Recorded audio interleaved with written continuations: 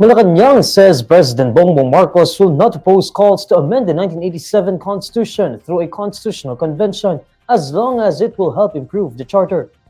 In a privileged speech on Monday, August 11, House Deputy Speaker Ronaldo Puno said the evolving demands of governance compel lawmakers to consider charter change or amending the Constitution's wording. He cited the interpretation of the word forthwith in Article 11 of the Constitution, which covers impeachment. He noted how an ambiguous term can become the justification for what he described as legislative inaction, procedural manipulation, and the loss of accountability. In a briefing on Tuesday, August 12, Palace Press Officer Claire Castro argues that the framers of the 1987 Constitution already made the definitions and provisions clear. She says any perceived ambiguity was merely crafted to favor certain interests. But she says the President will be open to constitutional amendments if it will close any loophole in the provisions.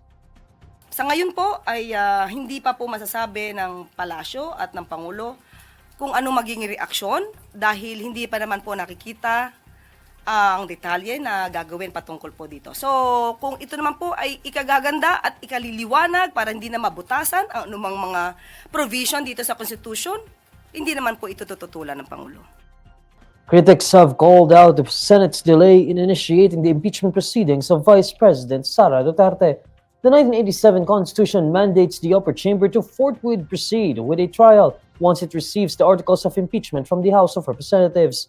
Forthwith is generally understood to mean immediately.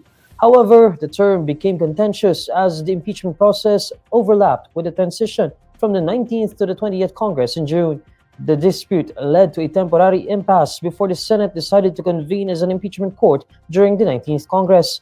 The Senate has since archived the impeachment complaint against Duterte following the Supreme Court's ruling that the case was deemed unconstitutional.